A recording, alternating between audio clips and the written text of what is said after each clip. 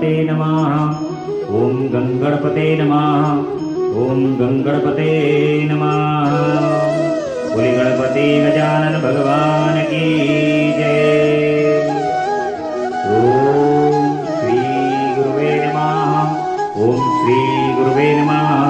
ओम श्री गुरुवे नमः। बोलो गुरु भगवान की जय। ओम नमः शिवाय। ओम नमः शिवाय। ओम नमः शिवाय। ओम शिवाय नमः। ओम शिवाय नमः।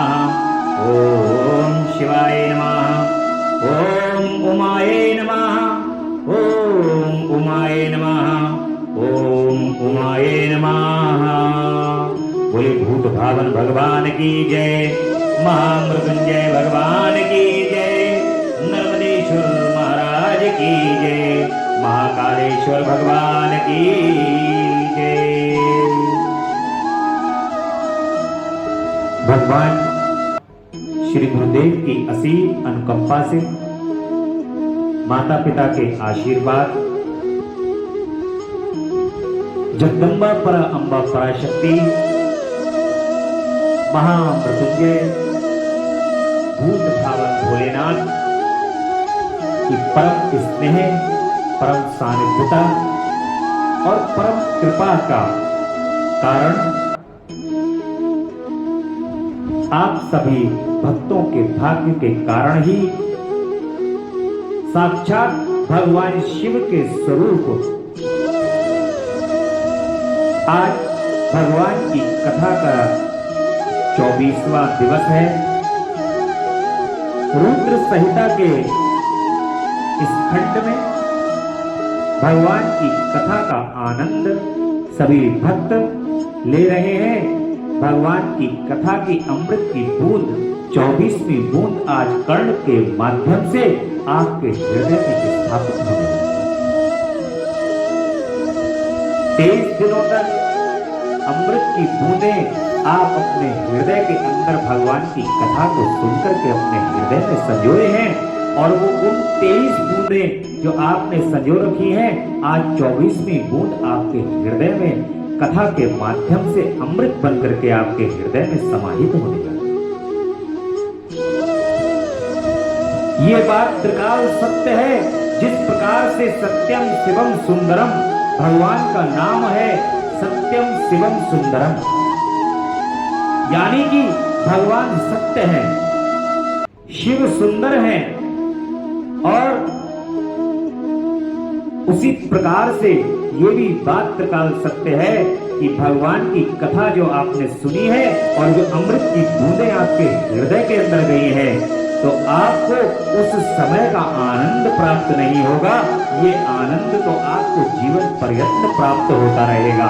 आप इन अमृत की बूंदों का आनंद, भगवान ने जो अमृत की बूंदें आपके हृदय के अंदर स्थापित कर दी हैं, ये अमृत की बूंदें कदापि समाप्त होने वाली नहीं है, क्योंकि अमृत तो अमृत है। अमृत का मतलब है कि सदैव, हमेशा। और ये अमृत आपकी आत्मा से जुड़ गया है। आपकी आत्मा के अंदर ये अमृत समाहित हो गया है, और ये भगवान के नाम का जो अमृत है, ये आपको परम सुख पूरे जीवन प्रदान करता है। इसके सुख का अनुभव आप पूरे जीवन प्रयत्न करते रहेंगे। इसलिए भगवान की कथा को बहुत ही संभाल करके और संजो करके अपने हृदय के अंदर रखें, क्योंकि जब हम उसका स्मरण पूर्णतया करेंगे, जब हम उसको पूर्णतया सुनेंगे, अपने हृदय में उतारेंगे, तभी तो हम उसको संभाल करके रख पाएंगे। कुछ लोगों की प्रवृत्ति होती है कि कथा के अंदर बस केवल पहुंच गए, और पहुंचने के बाद उन्होंने कहा कि 2 घंटा 3 घंटा 4 घंटा जो समय है, बस समय पर पहुंच जाओ, हो गया काम। लेकिन भगवान की कथा का जो सबसे सही तरीका है, वो ये कि भगवान की कथा को मन लगा करके अपने हृदय में अवश्य उतारना चाहिए। कथा का महत्व 100 गुना बढ़ जाए। और भगवान का कोटि कोटि धन्यवाद हमें अवश्य करना चाहिए, क्योंकि हम सबको उन्होंने ऐसा सौभाग्य प्रदान किया है। मेरे भूत भावन भोलेनाथ और जगदम्बा की ये असीम अनुकंपा और उनकी असीम कृपा है, जिसके कारण आज हम ये कथा का स्मरण कर रहे हैं। अगर भोलेनाथ की कृपा ना होती, जगदम्बा की कृपा ना होती, तो हम इस कथा को न सुन पाते और न इस कथा को हम बोल पाते। इस कथा को बोलने और सुनने की क्षमता उन्होंने प्रदान की है। जैसे महाभारत काल में आपने देखा होगा, संजय को क्षमता थी युद्ध भूमि के सारे, दिव्य दृष्टि प्राप्त थी उसको, युद्ध भूमि का सारा हाल वो धृतराष्ट्र को वहीं से बैठ करके दिखाता रहे। इसी प्रकार भगवान ने हमें क्षमता दे रखी है कि भगवान की कथा को पढ़ना है और सुनना है। पढ़ने और सुनने की क्षमता भगवान ने स्वयं प्रदान कर रखी है, तो उनकी दी हुई कृपा को अपने लिए संभाल करके अपने जीवन को संवारा जा सकता है, अपने जीवन का उद्धार किया जा सकता है, अपने प्रभु से निकटता बढ़ाई जा सकती है, अपने प्रभु के श्री चरण कमल से स्नेह बढ़ाया।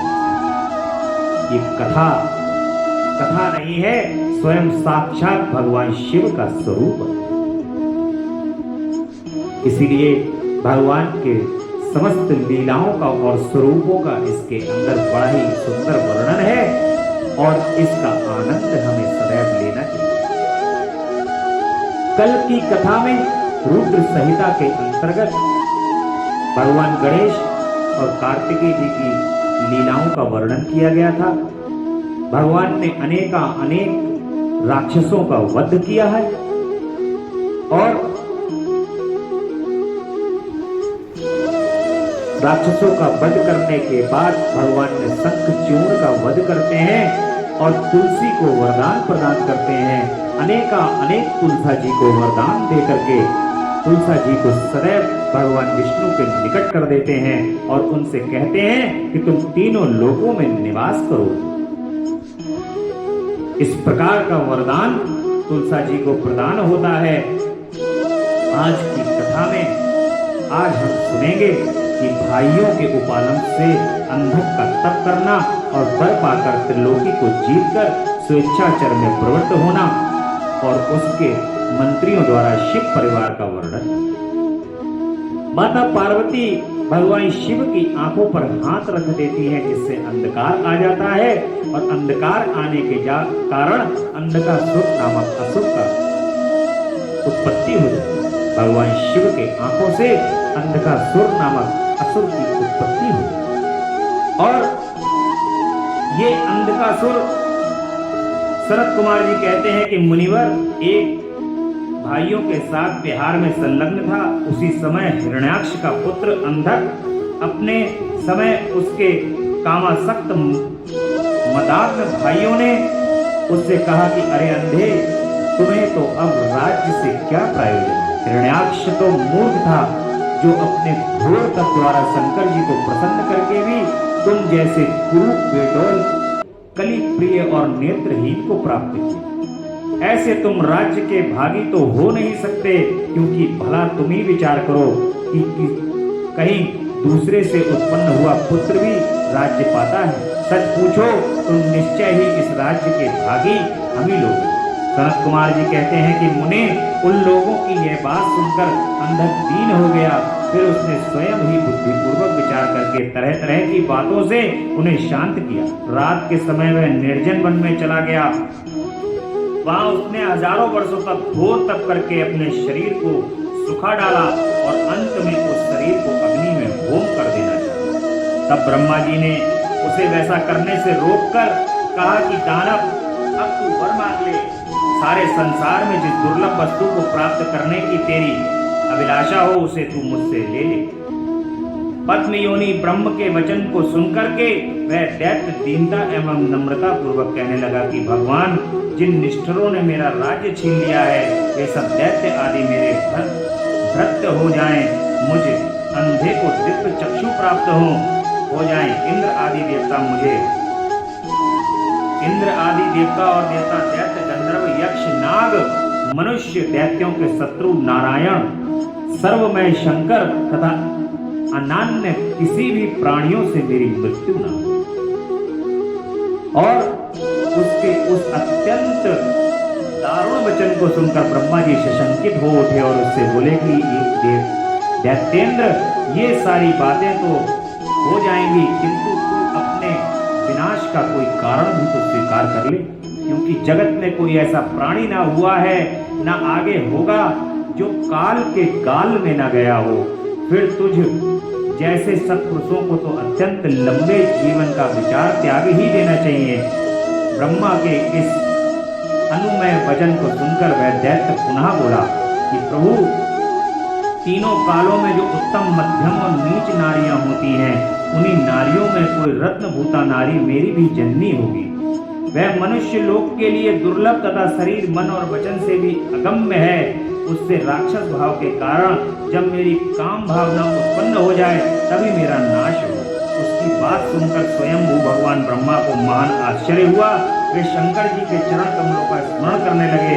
तब शंभु से आज्ञा पाकर वे उस अंधक से बोले कि दैत्यवर, तू जो कुछ चाहता है, तेरे में वे सभी सकाम वचन पूर्ण होंगे। दैत्येंद्र, अब तू उठ, अपना अभीष्ट प्राप्त कर और सदा वीरों के साथ युद्ध करता है। मुनीश हिरण्याक्ष पुत्र अंधक के शरीर में नसें और हड्डियां ही शेष रह गई थी। वह ब्रह्मा के ऐसे वचन को सुनकर शीघ्र ही भक्ति पूर्वक उन लोकेश्वर के चरणों में लौट गया और इस प्रकार बोला कि विभो, अब मेरे शरीर में नसें और हड्डियां ही मात्र शेष रह गई हैं। तब भला इस देह से शत्रु सेना में प्रवेश करके मैं कैसे युद्ध करूंगा। अतः अब आप अपने पवित्र हाथ से मेरा स्पर्श करके इस शरीर को मांसल बना दीजिए।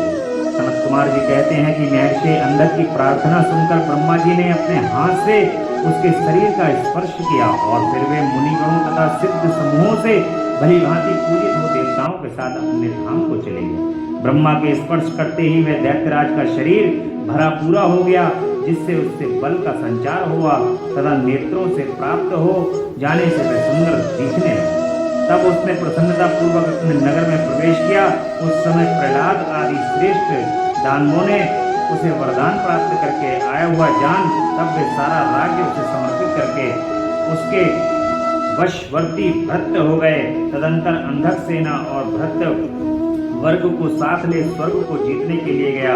वहां संग्राम में समस्त देवताओं को पराजित करके उसने वज्रधारी इंद्र को अपना करद बना लिया। उसने यत्र तत्र बहुत सी लड़ाइयां लड़कर नागों, सुवर्णों, श्रेष्ठ राक्षसों, गंधर्वों, यक्षों, मनुष्यों, बड़े बड़े पर्वतों, वृक्षों और सिंह आदि समस्त चौपाइयों को भी जीत लिया। यहाँ तक कि उसने चराचर त्रिलोकी को अपने वश में कर लिया। तदंतर वह रसातल में, भूतल पर तथा स्वर्ग में जितनी सुंदर रूप वाली नारियां थीं, उनमें से हजारों को अन्यत्र दर्शनीय तथा अपने अनुकूल थी तथा लेकर विभिन्न पर्वतों तथा नदियों के रमणीय तटों पर विहार करता। दैत्यराज अंधक सदा दुष्टों का ही संग करता था।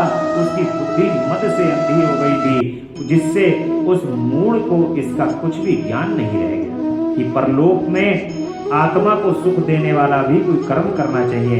इस प्रकार वह महामनस्वी दैत्य उन्नत हो और अपने सारे प्रधान पुत्रों को कुतर्कवाद से पराजित करके दैत्यों सहित संपूर्ण वैदिक धर्मों का विनाश करता हुआ विचरण करने लगा। वह धन के मद से अभिभूत हो वेद, देवता, ब्राह्मण और गुरु आदि किसी को भी नहीं मानता था। प्रारब्धवत उसकी आयु समाप्त हो चुकी थी। इसी से वह स्वेच्छाचार में प्रवृत्त हो व्यर्थ में ही अपनी आयु के शेष दिन गंवाता हुआ रमण कर रहा। उस दिन दानव श्रेष्ठ के 3 मंत्री थे, जिनका नाम था दुर्योधन, वैधस और हस्ती। एक समय उन तीनों ने उस पर्वत के किसी भी रमणीय स्थान पर एक परम रूपवती नारी को देखा। उसे देखकर वे शीघ्रगामी श्रेष्ठ दैत्य हर्षमग्न हो तुरंत ही महादैत्यपति वीरवर अंधक के पास पहुंचे और बड़े प्रेम से उस देखी हुई घटना का वर्णन करते। मंत्रियों ने कहा कि दैत्येंद्र, यहाँ एक गुफा के भीतर हमने एक मुनि को देखा। ध्यानस्थ होने के कारण उनके नेत्र बंद हैं। वे बड़े रूपवान हैं। उनके मस्तक पर अर्धचंद्र की कला अपनी छटा बिखेरे है और कमर में गजेंद्र की खाल बनी। बड़े बड़े नाग उनके सारे शरीर में लिपटे हुए हैं। खोपड़ियों की माला ही उस जटाधारी का आभूषण है। उसके हाथ में त्रिशूल तथा एक विशाल धनुष बाण और तूणीर भी धारण किए हुए हैं। उनका अक्ष सूत्र स्पष्ट दिख रहा है। उनके 4 भुजाएं तथा लंबी लंबी जटाएं हैं। वह खड़ग त्रिशूल और लकुट धारण किए हुए हैं। उनकी आकृति अत्यंत गौर है और इस प्रकार भस्म का अनुलेप लगा। वह अपने उत्कृष्ट तेज से सुशोभित हो रहे हैं। इस प्रकार उस श्रेष्ठ तपस्वी का सारा वेश ही अद्भुत है। उससे थोड़ी ही दूर पर हमने एक और पुरुष को देखा है जो विकराल वानर सा। उसका मुख बड़ा भयंकर है। वह सभी आयुध धारण किए हुए है, परंतु उसका हाथ रुक्ष है और वह तपस्वी की रक्षा में तत्पर है। उसके पास ही एक बूढ़ा सफेद रंग का बैल भी बैठा है। उस बैठे हुए तपस्वी के पार्श्व भाग में हमने एक शुभ लक्षणा संपन्न नारी को भी देखा। वह भूतल पर रत्न स्वरूपा है। उसका रूप बड़ा मनोरम है और तरुणी होने के नाते वह मन को मोह लेती है। मूंगे मोती मणि सुवर्ण रत्न और उत्तम वस्त्रों से वह सुसज्जित हैं। उनके गले में सुंदर मालाएं लटक रही हैं और जिसने उनको एक बार देख लिया उसी का नेत्र धारण करना सफल रहा। उसे फिर इस लोक में अन्य वस्तुओं के देखने में क्या प्रयोजन। दिव्य नारी पुण्यात्मा मुनिवर महेश्वर की महेश की मान्या एवं प्रियतमा भार्या है। दैत्येंद्र आप तो उत्तोत्तम रत्नों का उपभाग करने वाले हैं, अतः उसे यहाँ बुलवाकर देखिए, वह आपके भी देखने योग्य है। सनत कुमार जी कहते हैं कि मुनि श्रेष्ठ मंत्रियों के उन वचनों को सुनकर के दैत्यराज कंधर कामातुर हो उठा। उसके शरीर में कंप छा गया। फिर तो उसने ही दुर्योधन आदि को मुनि के आश्रम में भेजा। मंत्रियों ने वहां जाकर मुनीश्वर को प्रणाम करके उनसे अंधकासुर का संदेश कहा तथा बदले में शिव जी का उत्तर सुनकर वे लौटकर अंधक से बोले। मंत्रियों ने कहा कि राजन, आप तो संपूर्ण दैत्यों के स्वामी हैं, फिर भी महान पराक्रमी वीरवर तपस्वी मुनि ने अपनी बुद्धि से त्रिलोकी को तृण के समान समझकर हंसते हुए आपके लिए ऐसी बातें कही हैं। उस निशाचर का शौर्य और धैर्य अस्थिर है। वह दानव कृपण सत्वहीन क्रूर कृतघ्न और सदा ही पाप कर्म करने वाला है। क्या उसे सूर्यपुत्र यम का भय नहीं? कहा तो मैं मेरे दारुण शस्त्र और मृत्यु को भी सत्रस्त कर देने वाला युद्ध, और कहा वानर का सा मुख वाला डरपोक निशाचर जिसके सारे अंग बुढ़ापे से जर्जर हो गए हैं। कहा मेरा ये स्वरूप और कहा तेरी मंद भाग्यता। तेरी सेना भी तो नहीं के बराबर ही। फिर भी यदि तुझमें कुछ सामर्थ्य हो तो युद्ध के लिए तैयार हो जा। आकर कुछ अपनी करतूत दिखा। मेरे पास तुझ जैसे पापियों का विनाश करने वाला वज्रश्री का भयंकर शस्त्र है और तेरा शरीर तो कमल के समान कोमल है। ऐसी दशा में विचार करके तुझे जो रुचिकर प्रतीत हो रहा है वह कर। सनत कुमार जी कहते हैं कि मुनिवर मंत्रियों की बात सुनकर पार्वती पर मोहित हुआ। वह कामांध राक्षस विशाल सेना लेकर चल दिया और वहां पहुंचकर नंदीश्वर से युद्ध कर लगा। बड़ा भयानक युद्ध हुआ। उस समय युद्ध स्थल में चर्बी मज्जा मांस और रक्त की कीच मच गई। वहां सिर कटे हुए धड़ नाच रहे थे और कच्चा मांस खाने वाले जानवर चारों ओर व्याप्त हो गए थे, जिससे वह बड़ा भयंकर लग रहा था। थोड़ी ही देर में दैत्य भाग खड़े हुए। तब पिनाकधारी भगवान शंकर दक्ष कन्या सती को भली भांति धीरज बनाते हुए बोले कि प्रिय, मैंने जो पहले अत्यंत भयंकर महान पाशुपात व्रत का अनुष्ठान किया था, उससे रात दिन तुम्हारे तुम्हारी सेना का विनाश हुआ। वह विघ्न आ पड़ा है। देवी, मरणा धर्म प्राणियों का जो अंगों पर आक्रमण हुआ है वह मानव कुंड का विनाश करने वाला कोई ग्रह है। अतः अब मैं पुनः किसी निर्जन वन में जाकर उस परम अद्भुत दिव्य व्रत की दीक्षा लूंगा और कठिन व्रत का अनुष्ठान करूंगा। सुंदरी, तुम्हारा शोक और भय दूर हो जाना चाहिए। संत कुमार जी कहते हैं कि इतना कहकर उग्र प्रभावशाली महात्मा शंकर जी धीरे से अपना सिंगा बजाकर एक अत्यंत भयंकर पावन वन में चले गए। वहां वे 1000 वर्षों के लिए पाशुपात व्रत के अनुष्ठान में तत्पर हो गए। इस व्रत का निभाना देवों असुरों की शक्ति के बाहर है। इस शील गुण से संपन्न पतिव्रता देवी पार्वती मंदरांचल पर्वत पर ही रहकर शिव जी के आगमन की प्रतीक्षा करती रहती हैं। यद्यपि पुत्र स्थानीय वीर कर्ण उनकी सुरक्षा में तथापि उस गुहा के भीतर अकेली रहने के कारण वे सदा भयभीत रहती थी, जिससे उन्हें बड़ा दुख हुआ। इसी बीच वरदान के प्रभाव से उन्मत्त हुआ वह दैत्य अंधक, जिसका धैर्य कामदेव के बाणों से छिन्न भिन्न हो गया था, अपने मुख्य योद्धाओं को साथ ले जा पुनः उस गुफा पर चढ़ा। वहां सैनिकों सहित उसने वीरगण के साथ अत्यंत अद्भुत युद्ध किया। उस समय सभी वीरों ने अन्न, जल और नींद का त्याग कर दिया था। इस प्रकार वह युद्ध लगातार 500 वर्षों तक दिन रात चलता रहा। अंत में दैत्य की भुजाओं से छूटे हुए आयुधों के प्रभाव से नंदीश्वर का शरीर घायल हो गया, जिससे गुहा द्वार पर ही गिर पड़े और मूर्छित हो गए। उनके गिरने से गुहा का सारा दरवाजा ही ढक गया, जिससे उसका खोला जाना असंभव था। फिर दैत्यों ने 2 ही घड़ी में सारे वीर गणों को अपने अस्त्र समूहों से आच्छादित कर लिया। तब पार्वती ने भगवान विष्णु और ब्रह्मा जी का स्मरण किया।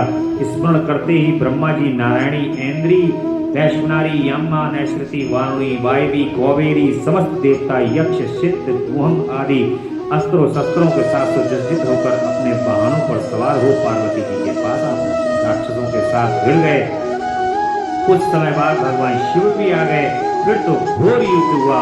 तदंतर शुक्राचार्य को संजीवनी विद्या के द्वारा दैत्यों को जीवित करते देखकर भूतनाथ शिव जी उनको निगल गए। इससे दैत्य ढीले पड़ गए। व्यास जी कहते हैं कि अंधक महान पराक्रमी वीर और त्रिपुर हंता शिव के समान बुद्धिमान था। सैकड़ों वरदान मिलने के कारण वह उन्मादक के वशीभूत हुआ। यद्यपि उन्माद के वशीभूत बहुसंख्यक शास्त्रों की चोट से उसका शरीर जर्जर हो गया था। बहुसंख्यक शस्त्रों की चोट से उसका शरीर जर्जर हो गया था। फिर भी शिव जी पर विजय पाने के लिए उसने दूसरी माया रची। वह प्रलयकालीन अग्नि के समान शरीर धारण करने वाले भूतनाथ त्रिपुरारी शंकर ने अपने त्रिशूल से पूरी तरह से उच्छेद दिया। तब भूतल पर गिरे हुए उस रक्त करणों से युद्ध अंधक प्रकट हो गए। उससे सारी रणभूमि व्याप्त हो गई। वह विकृत मुख वाले भयंकर राक्षस अंधक के सदृश ही पराक्रमी थे। इस प्रकार जब पशुपति द्वारा मारे गए सैनिकों के घाव से निकले हुए अत्यंत गरम रक्त बिंदुओं से दूसरे सैनिक उत्पन्न होने लगे, तब बहुत सी भुजा रूपी लताओं द्वारा आक्रांत होने के कारण कुपित हुए बुद्धिमान भगवान विष्णु ने प्रथम नाथ शिव को बुलाकर योग बल से ऐसा अजय स्त्री रूप धारण किया, जिसका मुख विकृत था और रूप उग्र, विकराल और कंकाल मात्र था। वह स्त्री रूप शंभु के कान से निकला था।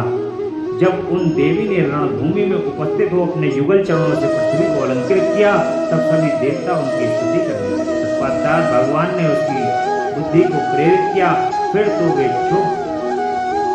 क्षुधार्त होकर रण के मुहाने पर सैनिकों के साथ दैत्यराज के शरीर से निकले हुए अत्यंत गरम रुधिर का पान करने लगे, जिससे राक्षसों का उत्पन्न होना बंद हो गया। तदंतर एकमात्र अंधक ही बचा रहा। यद्यपि उसके शरीर का रक्त सूख गया, तथापि वह अपने कुलोचित सनातन शास्त्र धर्म का स्मरण करके अविनाशी भगवान शंकर के साथ भयंकर थप्पड़ों से वज्र सदृश जानों और चरणों से वज्राकार नखों से मुख, भुजा और सिरों से संग्राम करता। वह प्रथम नाथ शिव से रणभूमि में उनका हृदय विलीन करके उसे शांत, भगवान ने उसको शांत कर दिया। फिर त्रिशूल भोगकर उसको स्थाणु के समान ऊपर को उठा लिया। उसका जर्जर शरीर नीचे को लटक रहा था। सूर्य की किरणों ने उसे सुखा दिया। पवन के झोंकों से युक्त मेघों ने मूसलाधार बरसात करके उसे गीला कर दिया। हिमकंठ के समान शीतल चंद्रमा की किरणों ने उसे शीतल कर दिया। फिर भी उसे दैत्यराज ने अपने प्राणों का परित्याग नहीं। इतना होने के बावजूद भी उस दैत्य ने अपने शरीर को नहीं छोड़ा। उसने विशेष रूप से शिव जी का स्तंभन किया। तब करुणा के अगाध सागर शंभु प्रसन्न हो गए और उसने प्रेम पूर्वक राक्ष का पद प्रदान कर दिया। तत्पश्चात युद्ध के समाप्त हो जाने पर लोकपालों ने नाना प्रकार के सारगर्भित स्तोत्रों द्वारा विधि पूर्वक भगवान शिव की अर्चना की और हर्षित हुए ब्रह्मा विष्णु आदि देवों ने गर्दन झुकाकर उत्तमोत्तम स्तुतियों द्वारा उसका स्तंभन किया। अब अगली कथा के अंदर नंदीश्वर द्वारा शुक्राचार्य का अपहरण और शिव द्वारा उनका निगला जाना। 100 वर्ष के बाद शुक्र का शिवलिंग के रास्ते बाहर निकलना, शिव द्वारा उनका शुक्र नाम रखा जाना, शुक्र द्वारा जपे गए मृत्युंजय मंत्र और शिवोच्चार नामोत्र मंत्र का वर्णन, शिव द्वारा अंधक को व्रत प्रदान। व्यास जी कहते हैं कि महाबुद्धिमान सनत कुमार जब महान भयंकर एवं रोमांचकारी संग्राम चल रहा था, उस समय त्रिपुरारी शंकर ने दैत्य गुरु विद्वान शुक्राचार्य को निगल लिया। यह घटना मैंने संक्षेप में ही सुनी थी, अब आप मुझे विस्तार पूर्वक इसका वर्णन कीजिए। जब भगवान शिव ने शुक्राचार्य को युद्ध के दौरान निगल लिया, क्योंकि मृत संजीवनी विद्या जो है वो शुक्राचार्य के पास है। देवताओं को तो अमृत का वरदान प्राप्त हो जाता है अमर होने के लिए, और शुक्राचार्य ने भी भगवान शिव को प्रसन्न कर करके भगवान शिव से वरदान प्राप्त किया है कि जो भी ये दैत्य हैं, ये दैत्य मर जाएं तो मैं इनको किस प्रकार पुनः जीवित कर दूं। तो जैसे रणभूमि के अंदर दैत्यों का युद्ध होता है, तो शुक्राचार्य जी वहां पहुंच करके मृत संजीवनी विद्या से जल छिड़क के उन सबको जीवित कर दें। उनके पास मृत संजीवनी विद्या है, और ऐसा नहीं है, मृत संजीवनी विद्या इस कली काल में भी जीवित है। इस कली काल में भी जिन लोगों को अपने कार्यों के ऊपर सिद्धि प्राप्त हो जाती है, वे मृत्यु की सैया के ऊपर लेटे हुए महामरीच को भी पुनः जीवन प्रदान करके उनको उनकी जीवनचर्या को आगे बढ़ा देते हैं। और परंतु अपने कार्य के अंदर सिद्धि होनी चाहिए, अपने कार्य को सफल करने की, अपने हृदय के अंदर सफल करने की उसको लिए उत्सुकता होनी चाहिए। बड़े बड़े महान चिकित्सक, आयुर्वेदाचार्य, डॉक्टर आज के इस जमाने के अंदर जो अपने कार्य के अंदर निहित हैं, वो भी जिनको इस प्रकार के अपने कार्य के अंदर लगन है, वो मरीज के सामने आकर के और उसको गहन चिकित्सा दे करके आज भी जीवित कर। परंतु मृत संजीवनी जो विद्या है शुक्राचार्य के द्वारा दी हुई, जो भगवान शिव ने उनको प्रदान की है, उसमें जो दैत्य रणभूमि के अंदर मर जाते हैं, उन मरे हुए दैत्यों को पुनः जीवित करने की वो विद्या है। शुक्राचार्य महाराज चूंकि गुरु हैं, गुरु का स्वभाव बड़ा निर्मल होता है, दैत्यों के गुरु हैं। अब दैत्य जो है उनका स्वभाव चाहे कैसा भी हो, परंतु गुरु का हृदय तो निर्मल होता ही है। इसलिए उनके गुरु शुक्राचार्य जी को अपने हृदय के अंदर ऐसा लगता था कि ये सभी मेरे दैत्य मारे जाते हैं। उन्होंने अपने उन दैत्यों के लिए घोर तपस्या की और मृत संजीवनी विद्या ली। भगवान शिव ने कहा कि जब तक ये दैत्य जीवित होते रहेंगे, शुक्राचार्य जीवित करते रहेंगे, तब तक इसी प्रकार युद्ध चलता रहेगा, दैत्य मरेंगे ही नहीं। तो उन्होंने शुक्राचार्य को उठाया और अपने मुंह में रख दिया। अब शुक्राचार्य को जब भगवान ने मुंह में रख दिया, भगवान 100 वर्षों के बाद शुक्राचार्य 100 वर्ष तक भगवान के मुंह में रहे, भगवान शिव। और वे शुक्राचार्य शिवलिंग के माध्यम यानी कि लिंग के माध्यम से जब निकलते हैं 100 वर्षों के बाद, तब भगवान ने उनका नाम शुक्र रख दिया, क्योंकि वे लिंग के माध्यम से बाहर आए हैं, इसलिए भगवान ने उनका नाम शुक्र रख दिया। और दैत्यों के गुरु हैं, इसलिए उनके नाम के अंदर शुक्राचार्य है। इस प्रकार से शुक्राचार्य द्वारा, शुक्र द्वारा जपे गए मृत्युंजय मंत्र और शिवष्ट मंत्रों का वर्णन यहाँ पर किया गया है कि शुक्राचार्य ने महामृत्युंजय मंत्र का जप किया, घोर जप किया है। और आप ये बात समझ सकते हैं कि महामृत्युंजय मंत्र जो है वो मृत संजीवनी विद्या का ही पाठ है। भली प्रकार से भगवान के श्री चरण कमल में हृदय लगा करके जपा जाए यदि महामृत्युंजय मंत्र, तो मृत्यु को प्राप्त हुआ व्यक्ति भी पुनः वापस अपने जीवन को प्राप्त करे। ऐसा प्रभाव है महामृत्युंजय का और महामृत्युंजय मंत्र। भगवान की कृपा से कुछ भी दुर्लभ नहीं है। दानवों की सेना में प्रविष्ट हुए ठीक उसी तरह जैसे चंद्रमा मेघों की घटा में प्रवेश करते हैं। व्यास जी कहते हैं इस प्रकार रणभूमि में शंकर जी ने जिस तरह शुक्र को निगल लिया था वह वृतांत तो मैं तुम्हें सुना दिया। अब शंभु के उदर में शुक्र जिस मंत्र का जप किया अब उसका वर्णन। शुक्राचार्य जब भगवान के पेट में होते हैं उस समय कौन से मंत्र का जप करते हैं आप सुनिए। ओम नमस्ते देवेशाय सुरासुर नमस्कृताय भूत भव्य महादेवाय हरित पिंगाल लोचनाय बलाय बुद्धि रूपणे व्याघ्र व्यसन दायारेणाय त्रिलोक प्रभेश्वराय हराय हरे नेत्राय युगांतक कराय नलाय गणेशाय लोकपालाय महाभुजाय महास्ताय शूलिने महादृष्टने कालाय महेश्वराय अव्याय कालरूपणे नीलग्रीवाय महामहोदराय गणाध्यक्षाय सर्वात्मने सर्वभावनाय सर्वगाय मृत्युहन्ते पार्यात्र सुब्रताय ब्रह्मचारिणे वेदांतगाये तपोत्तगाये पशुपते व्यंकाय शूलपाणाय वृषकेतवे हरे जटिने शिवखंडिने लकुटिने मायशते भूतेश्वराय गुहावासिने वीणापतालवते अमराय दर्शनियाय बालसूर्यन्याय शमशानवासिने भगवते उमापते आदिमाय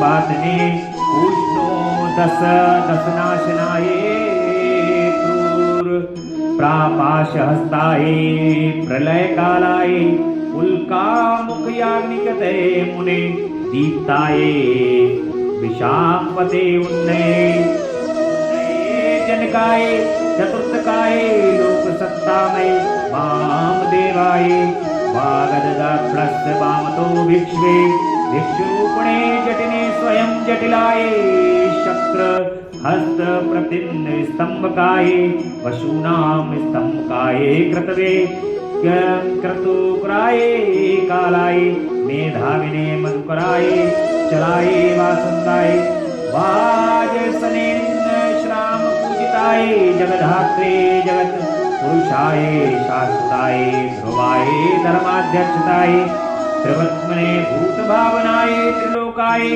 बहुरूपाय सूर्यायुत समप्रभाय देवाय सर्वयूत निदानिने सर्वबाधा विमोचनाय वंदनाय सर्वधारिणे धर्मोत्तमाय पुष्पदंताय यादिभागाय सुखाय सर्वहराय हिरण्यसंसे दारणे भीमाय भीम परामक्राय ओम नमो नमः। इसी श्रेष्ठ मंत्र का जाप करके शंभु के जठर पंजर से लिंग के रास्ते उत्कृष्ट वीर की तरह निकले। उस समय गौरी ने उन्हें पुरु रूप में अपनाया और जगदीश्वर शिव ने अजर अमर बना दिया। तब वे दूसरे शंकर के सदृश शोभा पाने लगे। 3000 वर्ष व्यतीत होने के पश्चात वे ही वे देवनिधि मुनीश्वर शुक्र पुनः इस भूतल पर महेश्वर से उत्पन्न हुए। उस समय उन्होंने धैर्यशाली एवं तपस्वी दानवराज अंधक को देखा। उसका शरीर सूख गया था और उसका त्रिशूल पर लटका हुआ परमेश्वर शिव का सिर ध्यान कर रहा था। वह शिव जी के 108 नामों का इस प्रकार स्मरण कर रहा है। बड़े प्रेम से भगवान के 108 नामों का यहाँ पर स्मरण करेंगे। देवताओं के महान विरूपाक्ष चंद्रादित्य शेखर अमृत स्वरूपा शाश्वत स्थान नीलकंठ पिनाकी वृषभाक्ष महागे। देखिए इनका मतलब भी मैं बता दूं, देवताओं ने महान विरूपाक्ष विकराल नेत्रों वाले चंद्राघृत शेखर मस्तक पर अर्धचंद्र धारण करने वाले अमृत स्वरूप शाश्वत सनातन स्थाणु समाधिस्थ होने पर ठूंठ के समान स्थिर नीलकंठ गले में नील चिन्ह धारण किए करने वाले पिनाक यानी कि पिनाक नामक धनुष धारण करने वाले वृषभाक्ष वृषभ के नेत्र सरीखे विशाल नेत्रों वाले मां के महान रूप से जानने योग्य पुरुष अंतर्यामी सर्व कामद संपूर्ण कामनाओं को पूर्ण करने वाले कामारी कामदेव के शत्रु कामदहन कामारी कामदेव के शत्रु कामदहन कामदेव को दग्ध कर देने वाले काम रूप इच्छा अनुसार रूप धारण करने वाले कपर्दी विशाल जटाओं वाले विरूप विकराल रूपधारी गिरीश गिरिवर कैलाश पर शयन करने वाले भीम भयंकर रूप वाले सक्की बड़े बड़े जबड़ों वाले रक्तवासा लाल वस्त्रधारी योगी योग के ज्ञाता योगी का मतलब होता है योग के ज्ञाता काल दहन काल को भस्म करने वाले त्रिपुरा के संहार करता कपाली कपाल धारण करने वाले ध्रुव व्रत जिनका व्रत प्रकट नहीं होता गुप्त मंत्र गोपनीय मंत्रों वाले गंभीर स्वभाव वाले भाव गोचर भक्तों की भावनाओं के अनुसार प्रकट होने वाले अणिमा सुर गुणाधार अणिमा आदि सिद्धियों के अधिष्ठान त्रिलोकेश्वर दायक त्रिलोकी का ऐश्वर्य प्रदान करने वाले वीर का मतलब बलशाली वीर हंता शत्रु वीरों को मारने वाले घोर दुष्टों के लिए भयंकर विकट रूप धारण करने वाले मांसल मोटे ताजे शरीर वाले पटु का मतलब निपुण महामानसाद श्रेष्ठ बल का कूदा खाने वाले उन्मत्त मत वाले भैरव काल भैरव स्वरूप महेश्वर देवेश्वरों में भी श्रेष्ठ त्रिलोक द्रावण त्रिलोकी का विनाश करने वाले लुब्ध स्वजनों के लोभी लुब्धक महाव्याध स्वरूप यज्ञ सूदन दक्ष यज्ञ के विनाशक कृतिका सुतियुक्त कृतिकाओं के पुत्र स्वामी कार्तिक से युक्त उन्मत्त तथा भेद धारण करने वाले कृतिवासी गजासुर के चमड़े को ही वस्त्र के रूप में धारण करने वाले गजवृत्ति परिधान हाथी का चर्म लपेटने वाले क्षुब्ध भक्तों का कष्ट देख कर क्षुब्ध हो जाने वाले भुजग भूषण सर्पों को भूषण के रूप में धारण करने वाले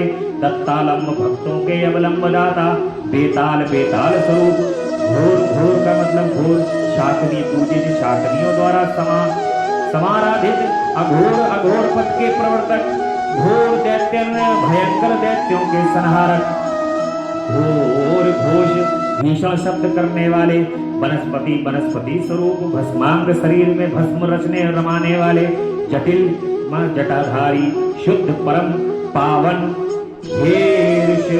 शत सेवित सैकड़ों भेरू दंड नामक पक्षियों द्वारा सेवित भूतेश्वर भूतों के अधिपति भूतनाथ भूत गणों के स्वामी पंचभूताश्रित पंचभूतों को आश्रय देने वाले खग गगन बिहारी क्रोधित क्रोध युक्त निष्ठुर दुष्टों पर कठोर व्यवहार करने वाले चंड का मतलब प्रचंड पराक्रमी चंडीश का मतलब चंडी के प्राणनाथ चंडिका प्रिय चंडिका के प्रियतम चंड तुंड अत्यंत कुपित मुख वाले गरुत्मान गरुण स्वरूप निस्तृत खड़ग स्वरूप शब भोजन शब का भोग लगाने वाले, लेलिहान क्रुद्ध हो जाने वाले, जीव लपलपाने वाले, महारौद्र अत्यंत भयंकर, मृत्यु मृत्यु स्वरूप, मृत्यु गोचर मृत्यु की पहुंच से परे, मृत्यु मृत्यु मृत्यु की मृत्यु भी काल, महासेन विशाल सेना वाले, कार्तिकेय स्वरूप, शमशान नारायणवासी, शमशान एवं अरण्य में विचरण करने वाले, राग प्रेम स्वरूप, विराग आशक्ति रहित, रागांग प्रेम में मस्त रहने वाले, वीतराग बैरागी, शतांची तेज की असंख्य, चिरनागरियों में युक्त, सत्व का मतलब सत्वगुण, रज का मतलब रजोगुण रूप, तम का मतलब तमोगुण स्वरूप, धर्म का मतलब धर्म स्वरूप, अधर्म का मतलब अधर्म रूप, पाषाणुज इंद्र के छोटे भाई उपेंद्र स्वरूप, सत्य सत्य रूप, असत्य असत्य से भी परे, सतरूप का मतलब उत्तम रूप वाले, अस्तरूप का मतलब भी सत्य रूपधारी, अहेतुक का मतलब हेतु रहित, अर्धनारीश्वर आधा पुरुष और आधा स्त्री का रूप धारण करने वाले, भानु सूर्य स्वरूप, भानु कोटि प्रभ कोटि शत सूर्य के समान प्रभावशाली, यज्ञ यज्ञ स्वरूप, यज्ञपति यज्ञेश्वर, रुद्र संहार करता, ईशान ईश्वर, वरद वरदाता, शिव कल्याण स्वरूप परमात्मा शिव की 108 मूर्तियों का ध्यान करने से वह दानव उस महान भय से मुक्त हो गया। उस समय प्रसन्न हुए जटाधारी शंकर ने उसे मुक्त करके उस त्रिशूल के अग्रभाग से उतार लिया और दिव्य अमृत की वर्षा से अभिषेक कर दिया। तत्पश्चात महात्मा महेश्वर ने जो कुछ किया उन सबका सांत्वना पूर्वक वर्णन करते हुए महादैत्य अंधक से कहते हैं कि हे दैत्येंद्र, मैं तेरे इंद्रिय निग्रह नित्य शौर्य और धैर्य से प्रसन्न हो गया हूँ। अतः सुब्रत तू कोई वर मांग ले। दैत्यों के राजा देरा, तूने निरंतर मेरी आराधना की है, इससे तेरा सारा कलमश भूल गया है और तू वर पाने के योग्य हो गया है। इसलिए मैं तुझे वर देने के लिए आया हूँ, क्योंकि 3000 वर्षों तक बिना खाए पिए प्राण धारण किए रहने से तूने जो पुण्य कमाया है उसे के फलस्वरूप तू सुख की प्राप्ति होनी चाहिए। सनत कुमार जी कहते हैं ये सुनकर अंधक ने भूमि पर अपने घुटने टेक दिए और फिर मैं हाथ जोड़कर कांपता हुआ भगवान उमापति से बोला कि आपकी महिमा जाने बिना मैंने रणांगण में हर्ष गदगद वाणी से आपको जो दीन दीन बन जिन शब्दों से आपको मूर्तावश बुलाया, जो जो निंदित कर्म किए प्रभु उन सबको आप अपने मन में स्थान न दें, अर्थात उसे भूल जाए। महादेव, मैं अत्यंत ओछा और दुखी हूँ। मैंने काम दोष बस पार्वती जी के विषय में जो भी दूषित भावना करी उसे आप क्षमा कर दें। आप तो अपने कृपण दुखी एवं दीन भक्त पर सदा ही विशेष दया करने वाले हैं। मैं उसी तरह विशेष दया का पात्र हूँ। प्रभु आप मुझ पर कृपा कीजिए। शंभु आप परम उदार हैं। इस प्रकार से सनत कुमार जी कहते हैं, इतनी बात कहकर मैं दैत्यराज माता पार्वती की ओर देखकर त्रिनयन शंकर का ध्यान करता हुआ मौन हो गया। तब भगवान रुद्र ने कृपा दृष्टि से देखा। उसकी दृष्टि पड़ते ही अपने वृतांत अद्भुत जन्म मरण तथा अद्भुत जन्म का स्मरण हो आया। उसने घटना का स्मरण होते हुए मनोरथ पूर्ण हो गया। फिर तो माता पिता उमा महेश्वर को प्रणाम करके वह कृत्य हो गया। इस प्रकार अंधक की जो उत्पत्ति हुई थी, यहाँ पर अंधक जो है वो माता और पार्वती भगवान शिव उसको स्मरण करा देते हैं और उसको अपने पूर्व जन्म का स्मरण हो जाता है। भगवान अष्टमूर्तक स्तोत्र द्वारा उनका स्तमन, शुक्राचार्य जी मृत संजीवनी की विद्या, ये सब सभी आगे के ये काल कथा के अंदर आएगा कि शुक्राचार्य जी ने भगवान की घोर तपस्या की है और किस प्रकार से भगवान की तपस्या करके, जो अभी अब कुछ आपने भगवान का यहाँ पर वर्णन, शुक्राचार्य जी का वर्णन सुना। भगवान शिव के ही पुत्र हैं शुक्राचार्य। शुक्राचार्य जो हैं भगवान शिव के लिंग से उत्पन्न हुए हैं, इसलिए उनका नाम शुक्राचार्य है और भगवान शिव और माता पार्वती को शुक्राचार्य अति प्रिय है। और इसीलिए दैत्यों के गुरु हैं और दैत्यों के गुरु होने के कारण और बृहस्पति जो है वो देवताओं के गुरु। गुरु का काम होता है कल्याण करना। भगवान गुरुदेव तो जो कल्याण करने वाले हैं, चाहे किसी का स्वभाव कैसा भी हो, आप ये बात देख सकते हैं कि शुक्राचार्य महाराज चाहे दैत्य कितना भी घोर से घोर पाप इस पृथ्वी के ऊपर कर रहे हैं, परंतु शुक्राचार्य जी के हृदय के अंदर कैसी भावना है, वो ऐसी भावना को रख करके भी अपने जितने भी शिष्य हैं उनके लिए कितनी घोर तपस्या करके अपने शिष्यों को तारते हैं, उनको पुनः जीवन प्रदान करते हैं और मृत संजीवनी विद्या के लिए किस प्रकार वे तप कर रहे हैं। भगवान शिव का उन्होंने घोर तप करके उनको प्रसन्न करके भगवान की अनंत मंत्रों द्वारा तपस्या करके भगवान शिव को प्रसन्न किया। इसी प्रकार से बाणासुर की तपस्या का भी यहाँ पर वर्णन आता है कि बाणासुर ने किस प्रकार से भगवान की तपस्या की है और भगवान शिव से किस प्रकार से वरदानों को प्राप्त किया है। शिव का गणों और पुत्रों सहित उनके नगर में निवास करना, बाणपुत्री उषा का रात के समय स्वप्न में अनिरुद्ध के साथ मिलन और चित्रलेखा द्वारा अनिरुद्ध का द्वारका से अपहरण, बाण का अनिरुद्ध को नाग पाश में बांधना, दुर्गा के स्तवन से अनिरुद्ध का बंधन मुक्त होना। अब यहाँ पर बाणासुर की कथा है, बड़ी ही रोचक है ये कथा। व्यास जी कहते हैं कि सर्वज्ञ सनत कुमार जी अपने अनुग्रह करके प्रेम पूर्वक ऐसी अद्भुत और सुंदर कथा सुनाई है जो शंकर जी की कृपा से पूर्ण। अब मुझे शशि मौलिक के उस उत्तम चरित्र के श्रवण करने की इच्छा है जिसमें उन्होंने प्रसन्न होकर बाणासुर को गणाध्यक्ष पद पर प्रदान कर दिया है। सनत कुमार जी कहते हैं कि व्यास जी परमात्मा शंभु की उन कथा को प्रसन्न होकर बाणासुर को गणनायक बनाया था, आदर पूर्वक उस चीज को श्रवण। इसी प्रसंग में महाप्रभु शंकर का वह सुंदर चरित्र भी आएगा जिसमें उन्होंने बाणासुर को अनुग्रह करके श्री कृष्ण के साथ संग्राम किया था। व्यास जी दक्ष प्रजापति की 13 कन्याएं कश्यप मुनि की पत्नियां थी, वे सब की सब प्रतिपिता और सुशीला थी। उनमें दिति सबसे बड़ी थी जिनके बेटे दैत्य कहलाते थे। अन्य पत्नियों से भी देवता तथा चराचर सहित समस्त प्राणी पुत्र रूप से उत्पन्न हुए थे। ज्येष्ठ पत्नी उसी के गर्भ से सर्वप्रथम 2 महाबली पुत्र पैदा हुए। उनमें हिरण्याक्ष शिपु ज्येष्ठ था और उसके छोटे भाई का नाम हिरण्याक्ष था।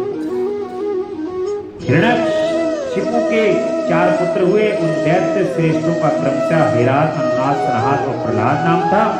उनमें से प्रहलाद जितेंद्रिय तथा महान विष्णु भक्त हुए। उनका नाश करने के लिए कोई भी दैत्य समर्थ न हो सका। प्रहलाद का पुत्र विरोचन हुआ, वह दानियों में सर्वश्रेष्ठ था। उसने वीर रूप से याचना करने वाले इंद्र को अपना सिर दे डाला था। उसका पुत्र बलि हुआ, वह महाधानी और शिव भक्त था। उसने वामन रूपधारी विष्णु जी को सारी पृथ्वी दान में दे दी थी। बलि का औसत औरस पुत्र बाण था, वह शिव भक्त मानी, उदार, बुद्धिमान, सत्य प्रतिज्ञ और सहस्त्रों का दान करने वाला। उस असुरराज ने पूर्व काल में त्रिलोकी को तथा त्रिलोकाधिपतियों को बलपूर्वक जीतकर शोणितपुर में राजधानी बनाई थी। वहां रहकर वह राज्य करने लगा। देवगण शंकर की कृपा से उस शिव भक्त बाणासुर के किंकर के समान हो गए थे। उसके राज्य में देवताओं के अतिरिक्त कोई और प्रजा दुखी नहीं थी। शत्रु धर्म का वर्ताव करने वाले देवता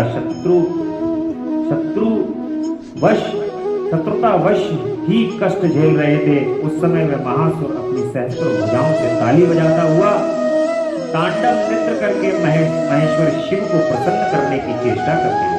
उसके उस नृत्य से भक्तवत्सल भगवान शिव संतुष्ट हो गए। फिर उन्होंने परम प्रसन्न हो उसकी कृपा दृष्टि से देखा। भगवान शिव तो संपूर्ण लोकों के स्वामी शरणागत वत्सल हैं। इस प्रकार उन्होंने बलिनंदन महासुर बाण को वर देने की इच्छा प्रकट की। बलिनंदन महादैत्य बाण शिव भक्तों में श्रेष्ठ और परम बुद्धिमान था। उसने परमेश्वर शंकर को प्रणाम करके उसकी स्तुति की और कहा कि प्रभु आप मेरे रक्षक हो जाइए और पुत्रों तथा गणों सहित मेरे नगर के अध्यक्ष बनकर सर्वदा प्रीति का निर्वाह करते हुए मेरे पास ही निवास करें।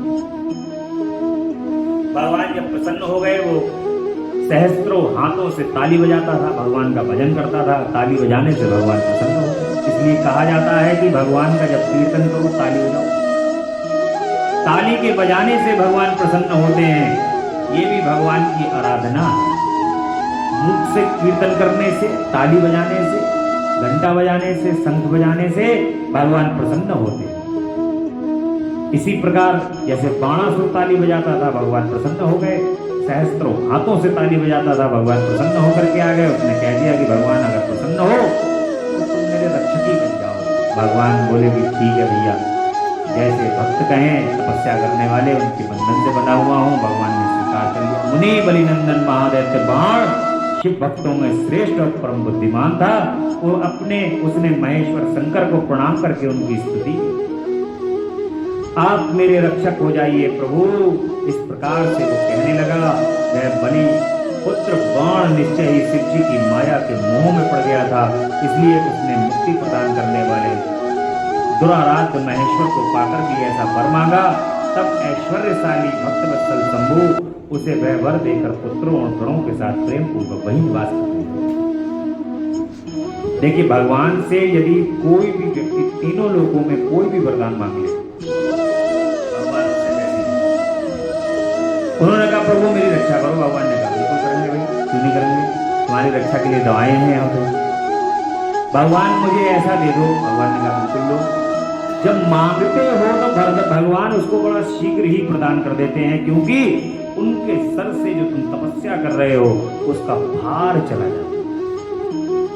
परंतु यदि तुम्हारे अंदर भगवान के हृदय में श्री चरण कमल से प्रेम की अगर उमंग है, तब तुम उनका साथ मांगो।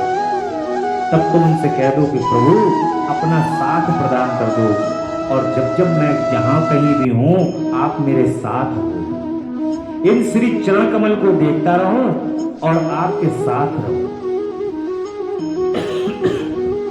जब आपने उनका साथ मांग लिया तब फिर कुछ शेष ही नहीं रहे। परंतु भगवान अपनी माया से विस्मृति कर देते हैं। तुम कभी भगवान का साथ न मांगो, इसलिए अपनी माया उनकी कार्य करने लगती है।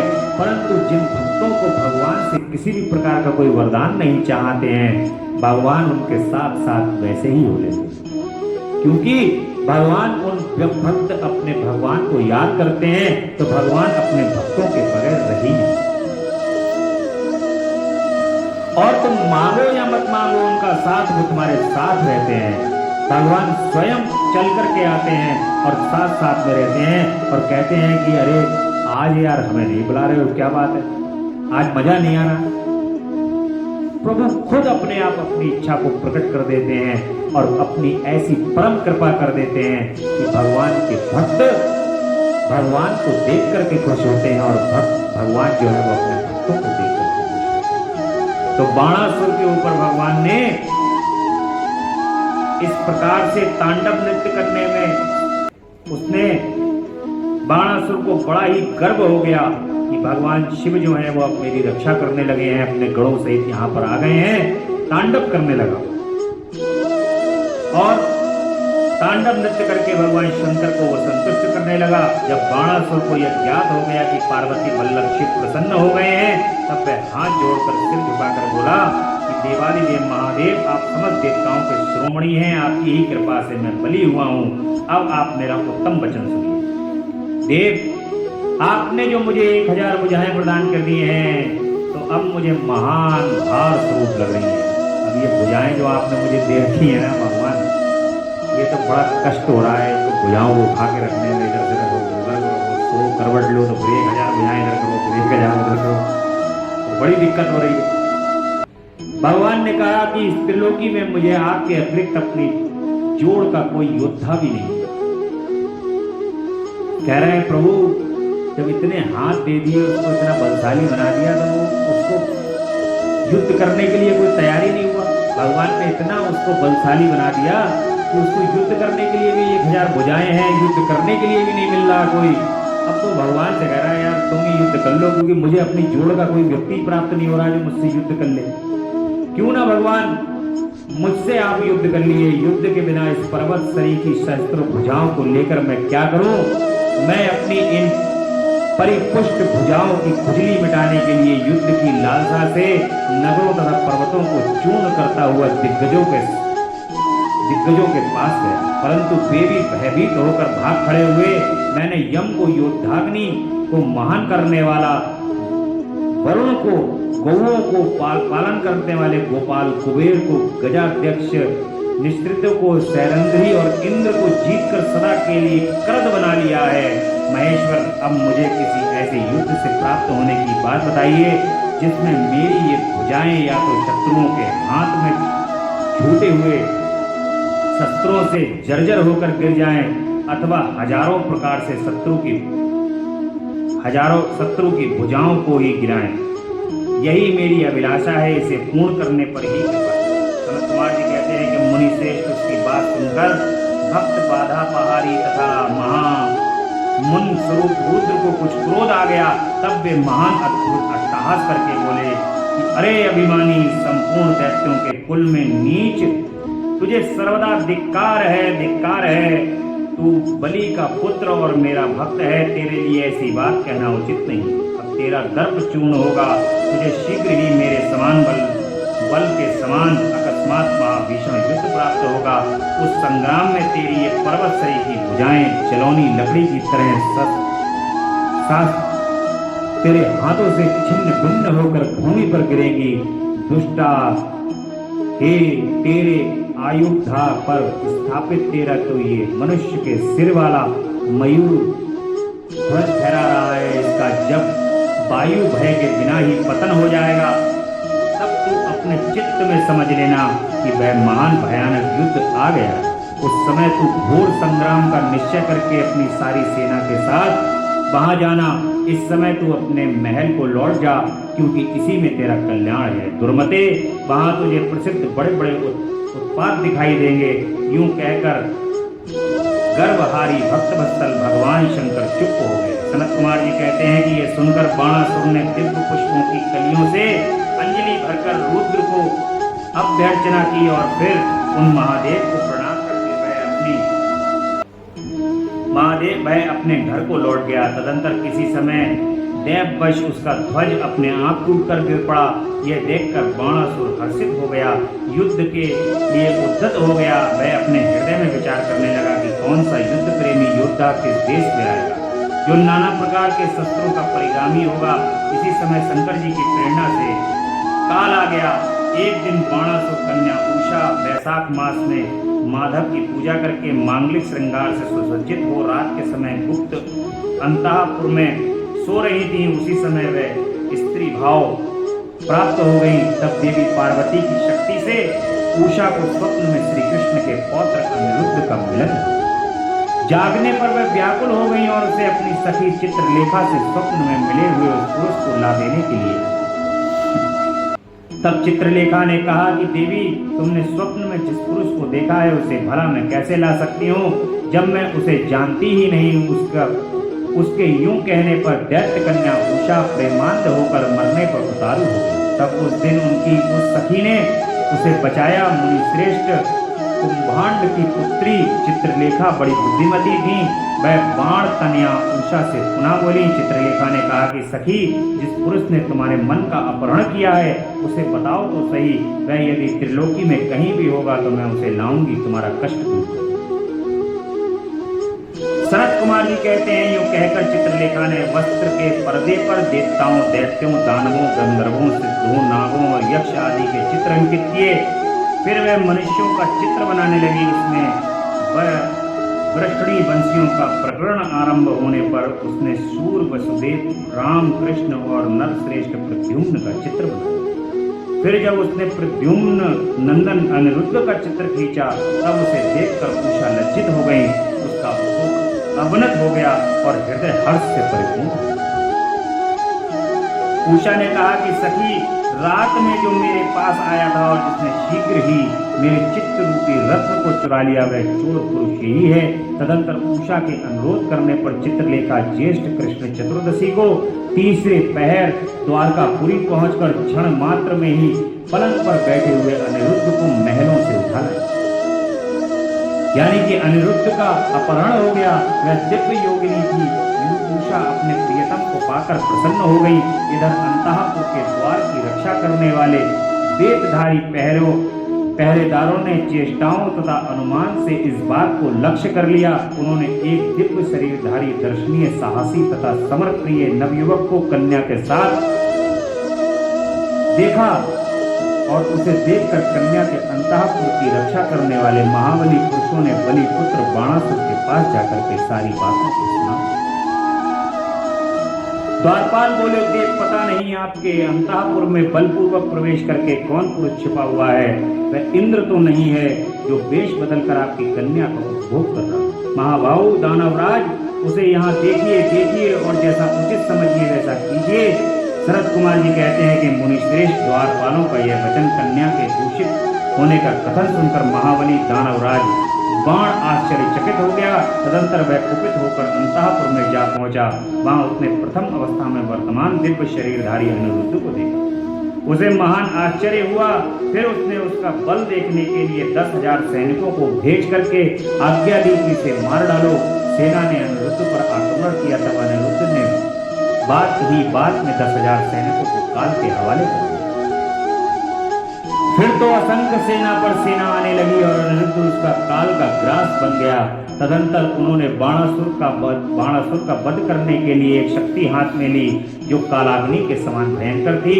फिर उसी से रथ की बैठक में बैठे हुए बाणासुर पर प्रहार किया। उसकी गहरी चोट खाकर बाण उसी क्षण घोड़ों सहित अर्धाग्न हो गया। फिर उस महावीर बलिपुत्र बाणासुर ने, जो महान बल संपन्न तथा शिव भक्त था, छल पूर्वक नागपाश से अनिरुद्ध को बांध लिया। इस प्रकार उन्हें बांधकर और पिंजरे में कैद करके वह युद्ध में उपराम हो गया। तत्पश्चात बाण कुपित होकर महाबली सूतपुत्र से बोला कि सूतपुत्र, घास फूस से ढके हुए अगाध कुएं में ढकेल कर इस पापी को मार डालो।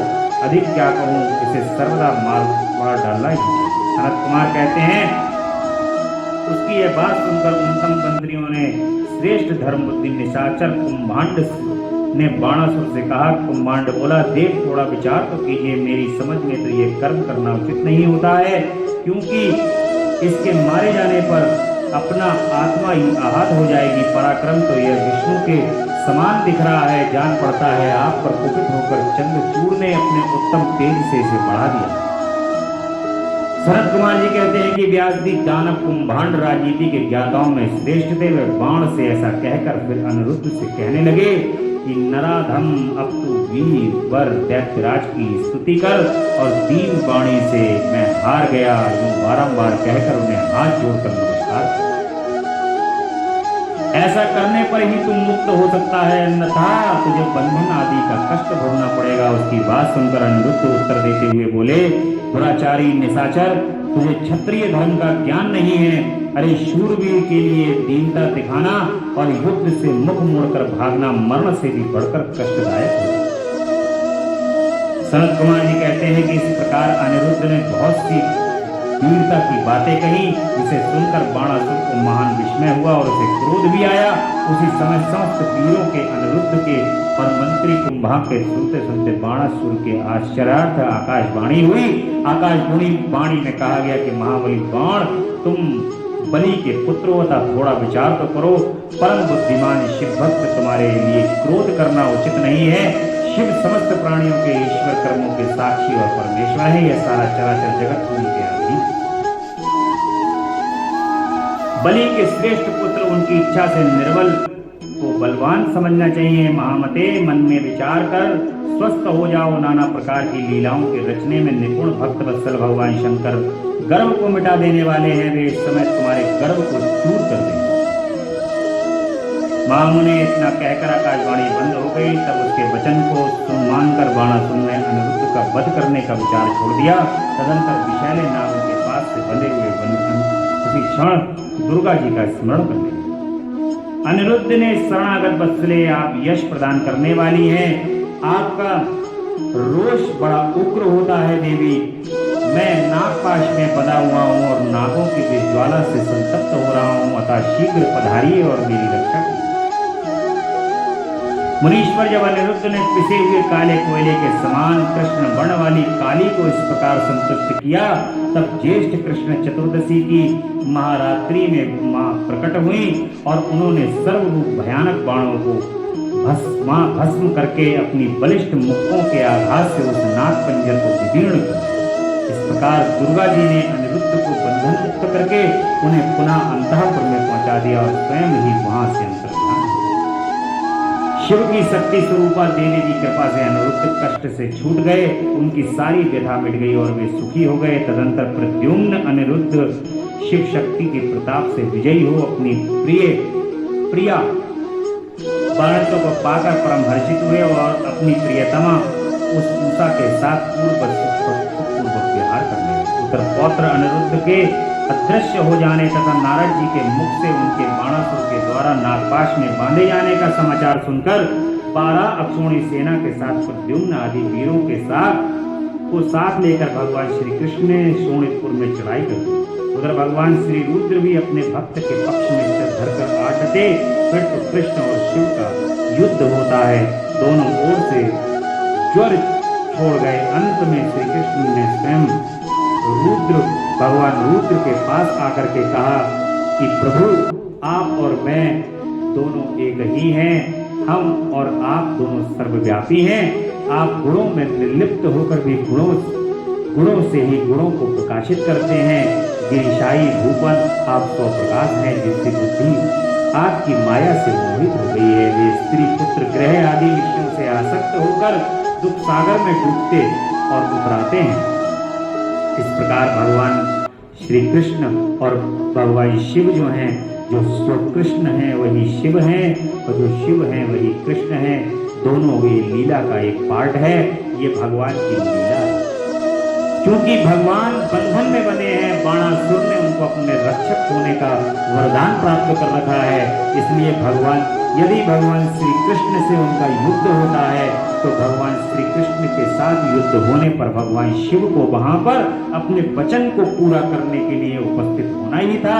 जब भगवान श्री कृष्ण और भगवान शिव दोनों वहां पर उपस्थित हैं तो भगवान श्री कृष्ण भगवान शिव से कहते हैं कि जो आप हैं वही मैं हूँ, जो मैं हूँ वही आप हैं। आप तो सर्वव्यापी है प्रभु। इस लीला का पटाक्षेप करिए। इस लीला का पटाक्षेप करने से आप तो भक्त वत्सल हैं, अपने भक्त की रक्षा कीजिए। भगवान शिव से श्री कृष्ण कहते हैं कि अपने भक्त की रक्षा कीजिए प्रभु, क्योंकि भक्त वत्सल का जो भगवान का वचन है वो भक्त वत्सल का वचन निभाने के लिए भगवान सारी लीलाएं करते हैं। और महेश्वर कहते हैं आपने ठीक ही कहा है, मैंने ही इस दैत्यराज को साफ किया है और मेरी आज्ञा से आप बाणासुर की भुजाएं काटने के लिए यहाँ पधारे। किंतु रमानाथ हरे क्या करूं, मैं तो अपने भक्तों के ही अधीन रहता। भगवान यहाँ पर फिर से कह रहे हैं कि हे हरि, हे कृष्ण, हे अधिपति, मैं तो अपने भक्तों की रक्षा करने के लिए ही तत्पर रहता हूँ। मैं क्या करूं, भक्तों के अधीन रहता हूँ। ऐसा वीर मेरे देखते ही बाण की भुजाएं कैसे काटी जा सकती हैं। इसलिए मेरी आज्ञा से आप पहले हस्ताक्षण द्वारा मुझे जब्त कर दीजिए, तत्पश्चात अपना अभीष्ट कार्य कीजिए, तत्पश्चात अपना कार्य संपन्न कीजिए और सुखी होइए। सनत कुमार जी कहते हैं कि मुनीश्वर शंकर जी के यूं कहने पर शांत पाणी श्री हरि को महान विस्मय हुआ। वे अपने युद्ध स्थान पर आकर परम आनंदित हुए। व्यास जी तदंतर नाना प्रकार के अस्त्रों के संचालन में निपुण श्री हरि ने तुरंत ही अपने धनुष पर शास्त्र संधान करके उसे पिनाकपाणी शंकर जी को छोड़ दिया।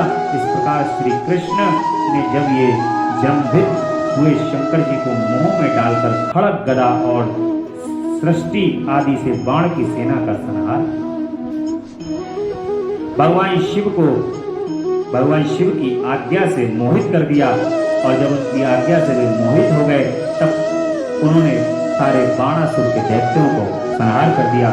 बाण की भुजाओं को भगवान श्री कृष्ण ने काट दिया।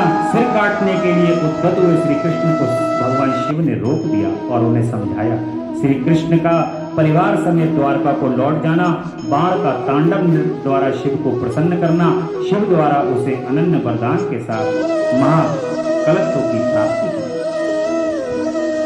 भगवान शिव जो है, भगवान श्री कृष्ण उसकी भुजाओं को काट देते हैं और काटने के लिए भगवान शिव जैसे सिर काटने को होते हैं, भगवान शिव उनके लिए रोक देते और भगवान श्री कृष्ण जब रोक देते हैं तो युद्ध रुक जाता है। बाणासुर को भगवान मुक्त कर देते हैं, छोड़ देते हैं श्री कृष्ण और परिवार समेत द्वारका को भगवान लौट जाते हैं। उसके बाद बाणासुर भगवान शिव के सामने तांडव नृत्य करता है। जब वो तांडव नृत्य करता है तो भगवान शिव प्रसन्न हो जाते हैं। भगवान शिव प्रसन्न हो जाते हैं, उसे अनन्य वरदान दे देते हैं और महाकालत्व की प्राप्ति दे देते हैं कि जाओ महाकालत्व यानी कि अजर अमर हो जाओ। भगवान उसको बाणासुर को भी अमर कर देते हैं। और देखिए बाणासुर के बाण लिंग प्रसिद्ध हैं। भगवान बाण के रूप में इधर भगवान शिव छोटे छोटे अंगुष्ठ के समान जो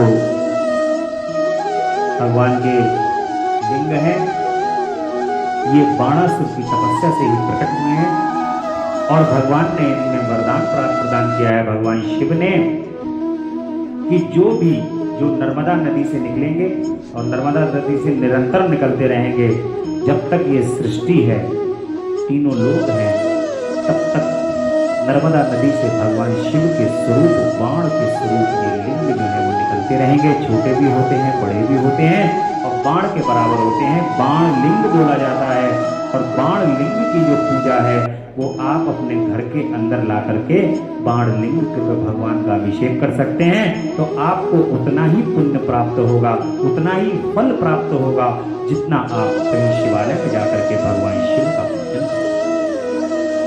ये भगवान का वरदान है और भगवान जो भी नर्मदा से उत्पन्न हुए, भगवान शिव के जितने भी नर्मदेश्वर होते हैं वो सभी नर्मदेश्वर स्वयं स्थापित होते हैं। उन नर्मदेश्वर की स्थापना की आवश्यकता नहीं होती, इसलिए उनको स्थापित नहीं किया जा सकता।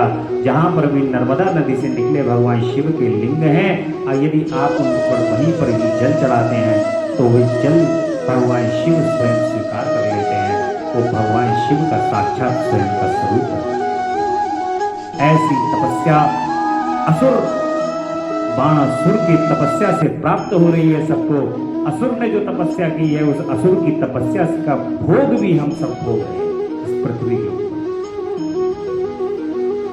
उस प्रकार गजासुर की तपस्या, वर प्राप्ति और उसका अत्याचार, शिव द्वारा उसका वध, उसकी प्रार्थना से शिव का चर्म धारण करना, गजासुर की भी तपस्या है। इस प्रकार गजासुर जो है वो भगवान शिव की तपस्या करता है, वर प्राप्त करता है, फिर वो अत्याचार करता है, भगवान शिव उसका वध कर देते हैं।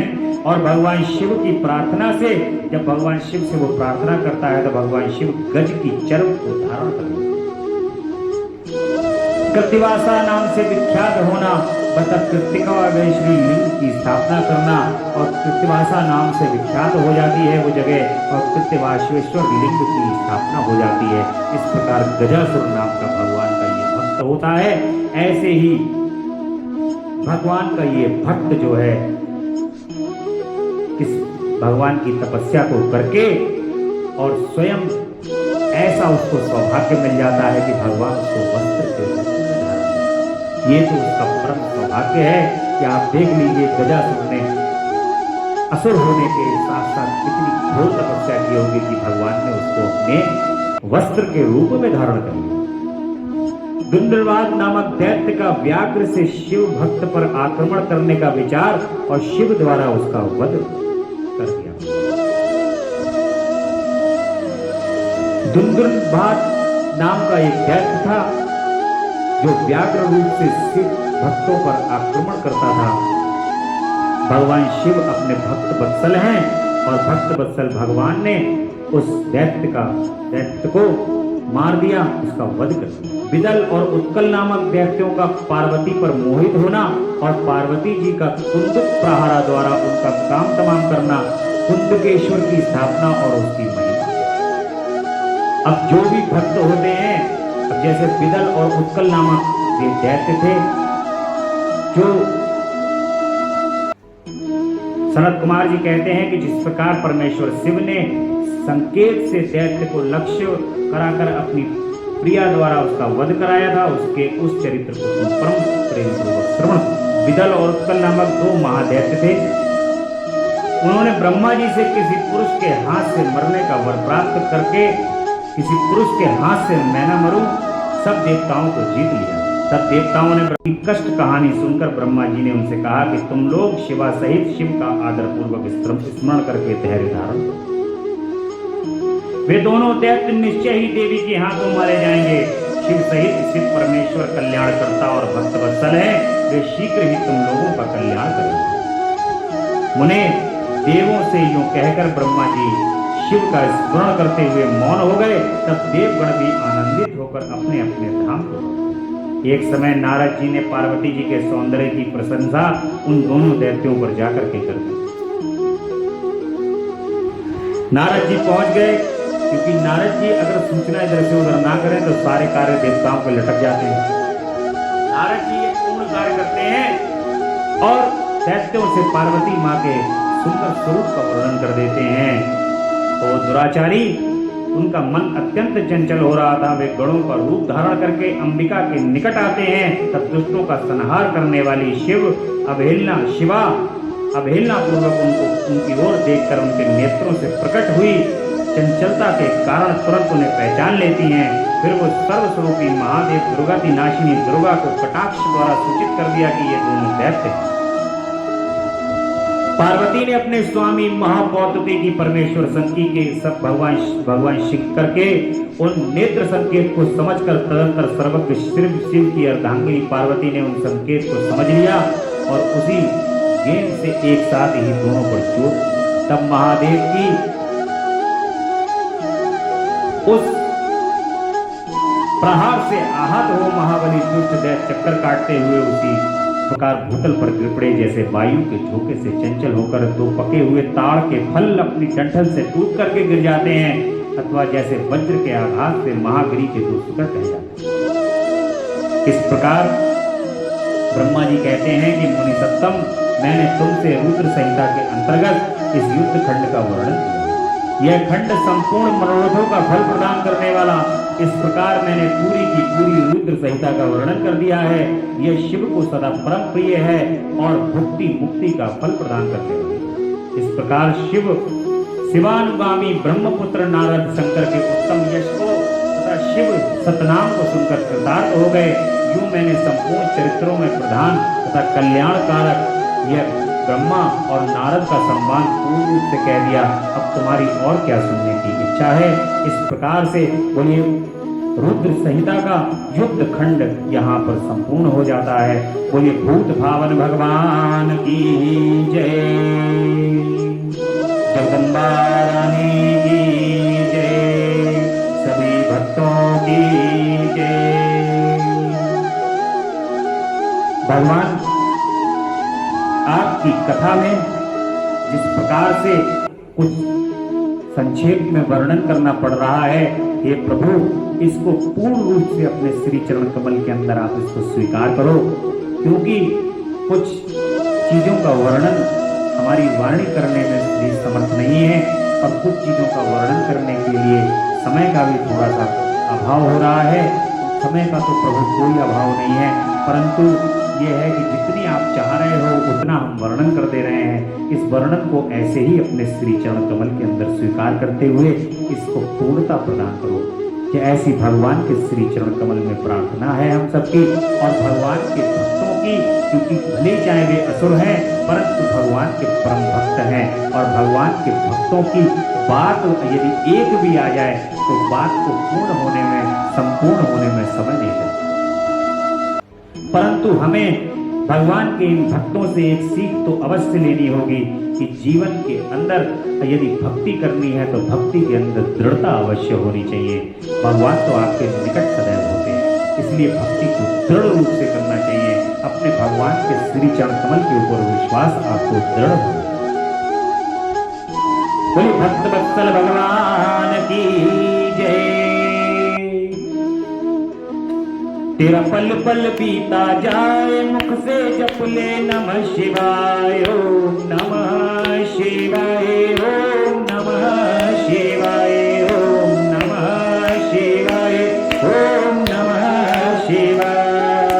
मुसाफिरी जब पूरी होगी चलने की मजबूरी होगी, मुसाफिरी जब पूरी होगी चलने की मजबूरी होगी। अवसर खाली न जाए मुख से जप ले नमः शिवाय ओम नमः शिवाय ओम नमः शिवाय ओम नमः शिवाय ओम नमः शिवाय। इस प्रकार भूले नहीं भगवान का नित्य भजन करते रहें। और शतरुद्र संहिता यहाँ पर भगवान की हम थोड़ा सा भाग यहाँ पर प्रारंभ करेंगे। इसके अंदर शिव जी के सदोजात, वामदेव, तत्पुरुष, अघोर और ईशान नामक 5 अवतारों का वर्णन। वंदे महानंदमलकलीलम महेश्वरम श्री भुवं महांतम गौरी प्रियम कार्तिक विघ्नराजा संवदनं शंकर महादेवम। बोले शंकर भगवान की जय। वो जो परम आनंदमय है, जिनकी लीलाएं अनंत है, जो ईश्वरों के भी ईश्वर है, सर्वव्यापक महान गौरी के प्रियतम है, तथा स्वामी कार्तिक और विघ्नराज गणेश को उत्पन्न करने वाले हैं, उन आदिदेव शंकर की मैं वंदना करता हूँ। सौनक जी ने कहा कि महाभाग सूत जी, आप तो व्यास जी के शिष्य तथा ज्ञान और दया की निधि, अतः अब आप शंभु के उन अवतारों का वर्णन कीजिए जिनके द्वारा उन्होंने सत्पुरुषों का कल्याण किया। सूत जी कहते हैं कि सौनक जी, आप तो मग्नशील व्यक्ति हैं, अतः मैं आपसे शिव जी के उन अवतारों का वर्णन करता हूं। आप अपनी इंद्रियों को वश में करके सत्संग पूर्वक लगाकर श्रवण कीजिए।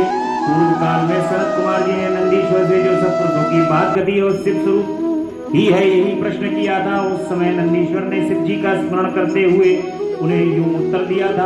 नंदीश्वर ने कहा कि यूं तो सर्व व्यापी सर्वेश्वर शिव के कल्प कल्पांतर में असंख्य अवतार हुए, तथापि इस समय में अपनी बुद्धि के अनुसार उनमें से कुछ वर्णन करता हूँ।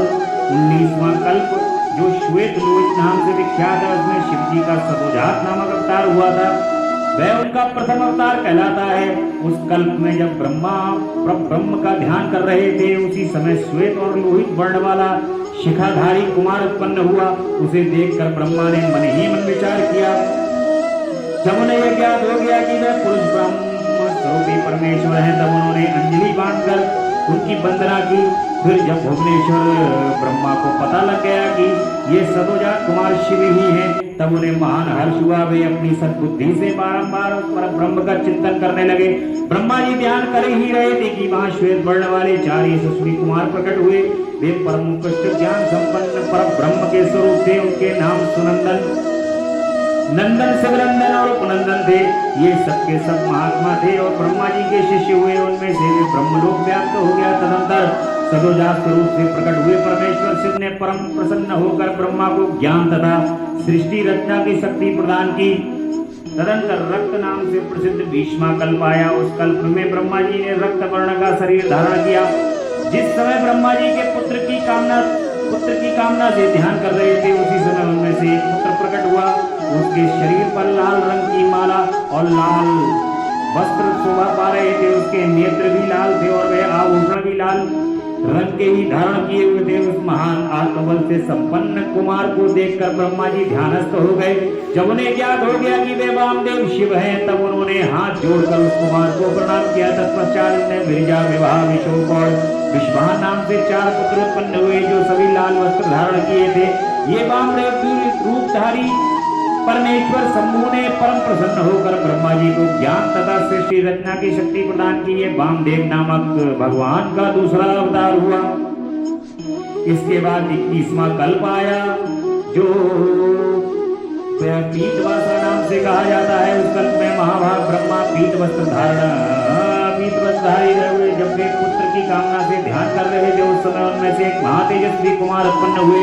उस प्रौढ़ कुमार की भुजाएं विशाल थी और उसके शरीर पर पीतांबर झलमला रहा था। उस ध्यान मग्न बालक को देखकर ब्रह्मा जी ने अपनी बुद्धि के बल से उसे तत्पुरुष शिव समझा। तब उन्होंने ध्यान पूर्वक चित्त में संपूर्ण लोगों द्वारा नमस्कृत महासे देवी शांकरी गायत्री तत्पुरुषाय विद्महे महादेवाय धीमहि का जाप करके उन्हें नमस्कार किया। इससे महादेव जी प्रसन्न हो गए। तत्पश्चात उनके पार्श्वभाग से पीत वस्त्रधारी दिव्य कुमार प्रकट हुए। वे सब के सब महायोग मार्ग के प्रवर्तक हुए। ये तत्पुरुष नाम का भगवान का तीसरा अवतार हुआ। तत्पश्चात स्वयं भू ब्रह्मा के उस पीतवर्ण नामक कल्प के भी जाने पर पुनः दूसरा कल्प प्रवृत्त हुआ, उसका नाम शिव था। तब एकाक वर्ण की दशा में सहस्त्र दिव्य वर्ष व्यतीत हो गए। तब ब्रह्मा जी ने प्रज्ञाओं की सृष्टि करने की इच्छा से दुखी हो विचार करने लगे। उस समय उन महातेजस्वी ब्रह्मा के समक्ष एक कुमार उत्पन्न हुआ। उस महापराक्रमी बालक के शरीर का रंग काला था। वह अपने तेज से उद्दीप्त हो रहा था तथा काला वस्त्र, काली पगड़ी और काला यज्ञोप भी धारण किए हुआ था। उसका मुकुट भी काला था और वे स्नान के पश्चात अनुले पर चंदन भी काले रंग का लगा रहा था। उस भयंकर पराक्रमी महामनस्वी देव देवेश्वर अलौकिक कृष्ण पिंगल वर्ण वाले अघोर को देखकर ब्रह्मा जी ने अपनी वंदना की। तत्पश्चात ब्रह्मा जी उन भक्तवत्सल अविनाशी अघोर को ब्रह्म रूप समझकर इष्ट वचनों द्वारा उनकी स्तुति करने लगे। तब उनके पार्श्वभाग से कृष्ण वर्ण वाले तथा काले रंग का अनुलेपन धारण किए हुए 4 महामनस्वी कुमार उत्पन्न हुए। वे सबके सब परतवश्री अव्यक्त नामा तथा शिव सरीखे रूप वाले थे। उनके नाम थे कृष्ण, कृष्ण सिख, कृष्णास्य और कृष्ण कंठक धक। इस प्रकार उत्पन्न होकर इन महात्माओं ने ब्रह्मा जी की सृष्टि रचना के निमित्त महान अद्भुत घोर नामक योग का प्रचार किया। यह अघोर नाम का भगवान का 14वां अवतार होता है।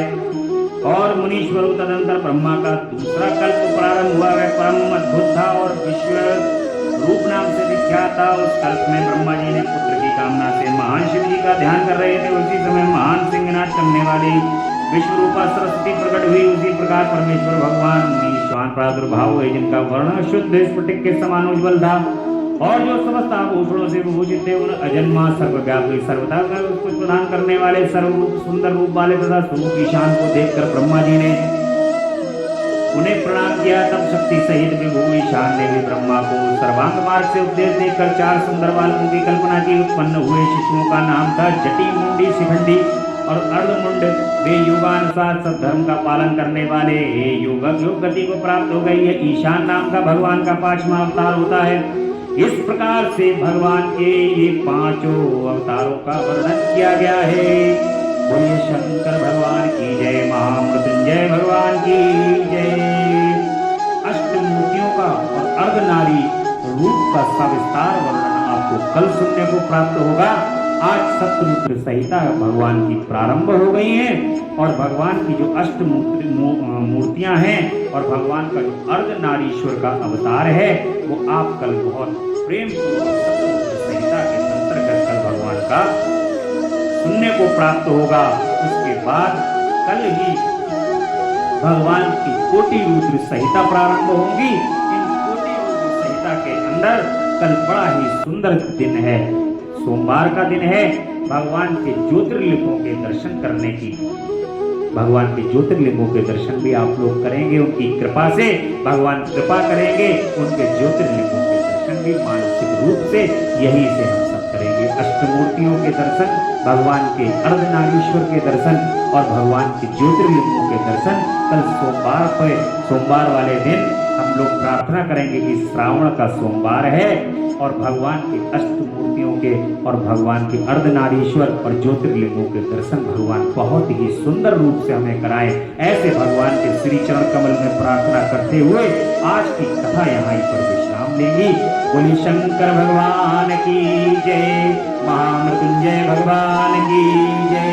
हर हर महादेव, हर हर महादेव, हर हर हर महादेव।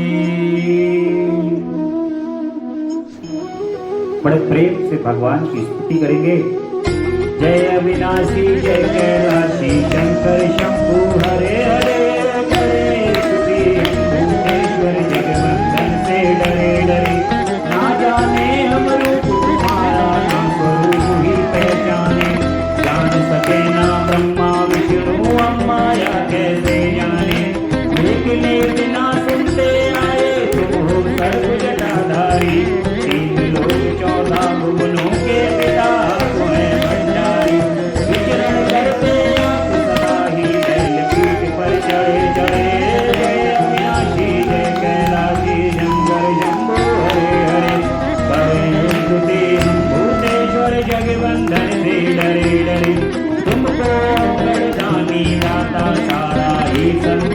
गए, शेष बांसुरी बैरी बांधे ऊपर गंगे धार गए। अर्ध चंद्रमा से माथे पर झरझर अमृत झरता है, आदि अनादि अनंत ब्रह्म शिव नहीं जन्मता मरता है। 11 रुद्र 18 सूरज परिक्रमा दे खड़े खड़े, जय अविनाशी जय कैलाशी शंकर शंभु हरे हरे। करे स्तुति हम भूतेश्वर जगवंदन से डरे डरे, 14 विश्वे देव पवन उच्चास तुम्हारे दास गए। 7 समुद्र गरुड़ गायत्री का तुम में आवास गए। फिर भी भस्म रमाए तन में रुंड मुंड मालाधारी, 3 लोक चरणों में रखते भोले शंकर शुभकारी। प्रखर जाप कर नमः शिवाय, प्रखर जाप कर नमः शिवाय। पाए उतर गए बड़े बड़े, जय अविनाशी जय कैलाशी शंकर शंभु हरे हरे। करे स्तुति हम भूतेश्वर जगवंदन से डरे डरे, पार्वती माँ उमा भवानी गिरिजा गौरी संग रहे। कानन कुंडल शूल कमंडल